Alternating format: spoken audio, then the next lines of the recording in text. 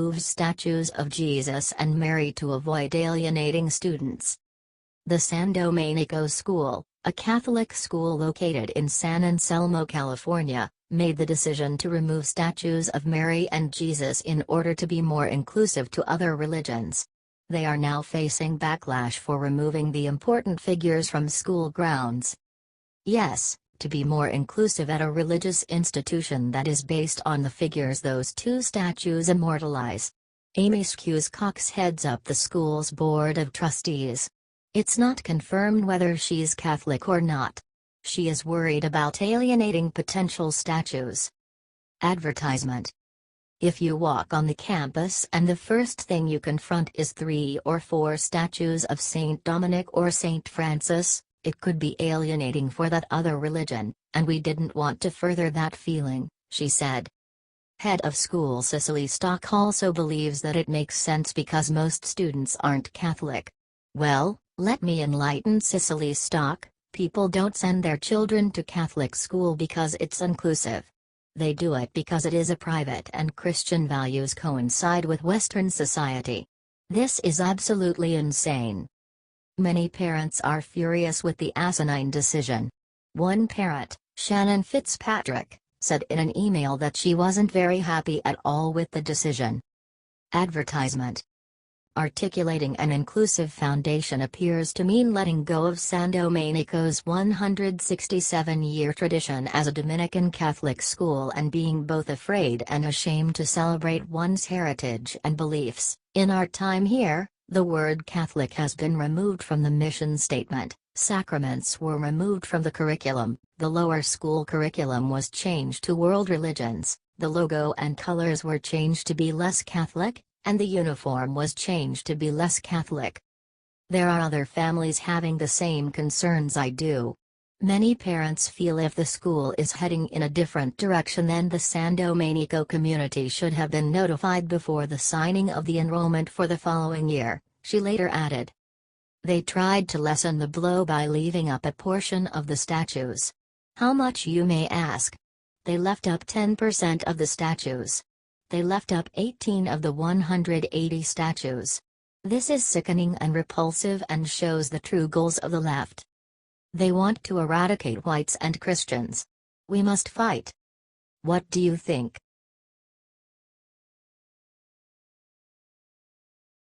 Black Lives Matter founder voted worst person on planet after video attack on Trump leaks. The co-founder of Black Lives Matter believes President Trump is literally trying to kill our communities on a scale comparable to Adolf Hitler. President Trump, who desegregated golf courses in Mar-a-Lago, Florida and has been an employer of every race imaginable, is like Hitler. So, he hates Jews and wants to kill them, he wants socialism, he wants to conquer Europe and have the whole world speaking German. Advertisement. Oh wait. He doesn't want to do any of that. Let's see what she had to say. We wouldn't as a movement take a seat at the table with Trump because we wouldn't have done that with Hitler. Trump is literally the epitome of evil, all the evils of this country, be it racism, capitalism, sexism, homophobia, and he has set out the most dangerous policies not just that impacts this country but that impacts the globe. Patricia Urs, one of BLM's 3 co-founders, told the Los Angeles Times in a Friday interview. Yes, she is serious. This is the most idiotic thing that has continued for too long. Advertisement. Trump isn't Hitler, he isn't like Hitler, he isn't a dictator. He wants less government and wants American sovereignty, he doesn't want to take over the world. He just wants America to be America. She continued. And so for us, the answer is not to sit with Trump but to resist him and to resist every single policy that he's implemented that impacts our communities, Urs said. I'm thinking about what I want my children to know in 30, 40, 50 years, and I want them to know that I resisted a president at all costs because this president literally tried to kill our communities. If she wants to be realistic, we need to stop immigration for quite a while because if it continues, Texas will flip blue and there will never be a GOP president again. So, if that's racism, then facts are racist. Share the truth about Black Lives Matter.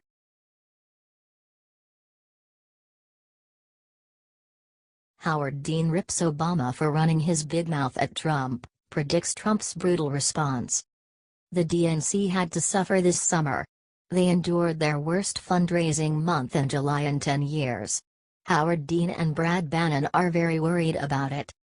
Democrats badly need Barack Obama, declared strategist Brad Bannon, adding, he offers such a vivid contrast to Trump in behavior and temperament. Advertisement. While Democrats across the nation are still whining about the Hillary Clinton shocking loss, President Donald Trump has succeeded where others have failed. The Obama presidency was one of the main contributing factors to President Trump's victory. During a segment on MSNBC's Morning Joe on Friday, Dean said Obama should resist calls by Democrats to speak out against Trump, because it would only make things easier for the president.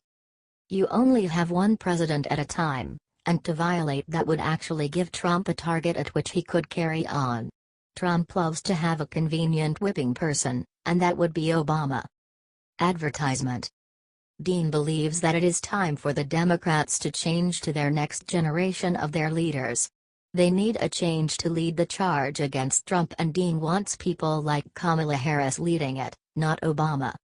They're going to have to fight through this by themselves. Obama can't do it. He is not the president anymore. I think if he gets into this big time, he makes it easier for Trump, not harder.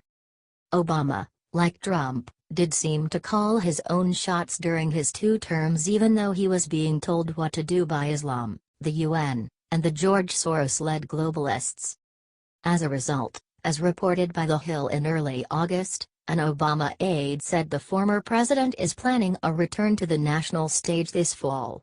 The aide described Obama's re-emergence as a delicate dance. According to unnamed former advisors, he doesn't want to be a foil against Trump. Then again, many wonder if Barack will stop himself from doing it because he has had issues staying out of elections this past year. What do you think about Howard Dean calling out Obama?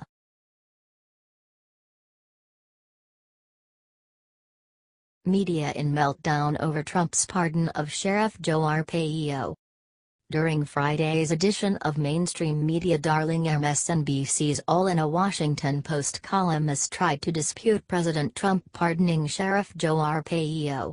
Catherine Rampell tried to say that pardoning Arpaio is an attack on the Constitution and the judicial system. The mainstream media duo of MSNBC and The Washington Post is embarrassing to say the least.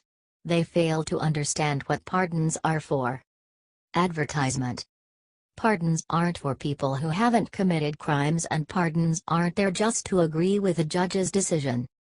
Pardons are there to excuse a criminal after they have been convicted of a crime.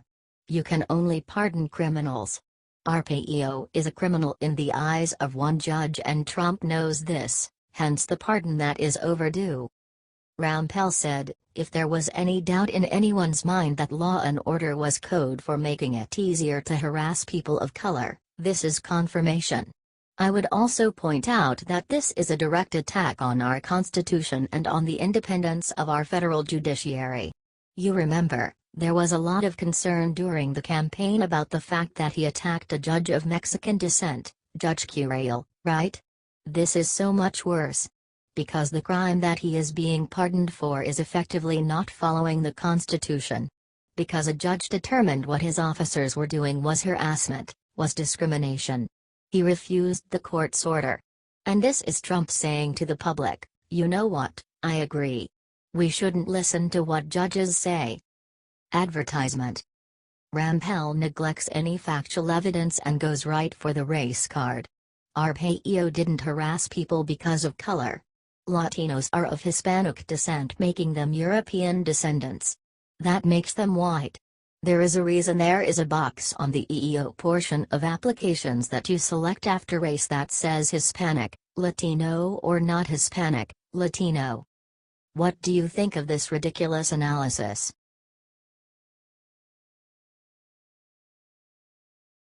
Breaking: John Kasich just chose his side and you're not gonna like it one bit. Former Trump opponent John Kasich is a reject. He gives meaning to draining the swamp. He is a career politician who wants to push globalism from the right. He is all about open borders. He wants to flood America with illegals, refugees, and openly supports opening the borders fully to everyone who wants to come in and ruin America. Advertisement. That's right, Kasich has once again sided with anti-American liberals, and has made it even easier for these wild monsters to exhume Confederate soldiers and from their graves and throw them in the river. There was a small Ohio town that dug up the bodies of Confederate soldiers and discarded their remains in a dirty lake, as motivated Ohio Governor John Kasich to put forth legislation allowing other cemeteries to do the same. This is completely disgusting. It's almost visceral. We owe a great deal of gratitude to history and the brave men and women who have fought and died to make this great country what it is today, read a statement released by the governor's office. However, we are the divided people. Gone is the nation that looked past its racist, violent history in favor of that warm tale where everyone was equal and the future was bright. Advertisement. This shows who Kasich has been for a long time. If an official supports the desecration of veteran graves, that official should be removed immediately. Confederate monuments in public spaces are nothing more than grotesque reminders of the fake news that once threatened our great republic, and which threatens us again today. Let's leave memories of the Confederacy where they belong, on the internet, and reclaim this great land for more righteous mistakes and tragedies yet to come, the statement concluded. Trump and the rest of the right needs to immediately condemn Kasich. John Kasich has thrown his 2020 hopes down the drain. What do you think of this disgusting malarkey?